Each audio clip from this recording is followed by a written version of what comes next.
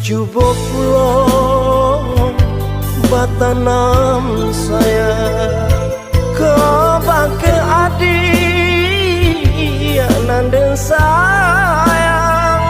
sedang basayang adik lengahkan adik bapin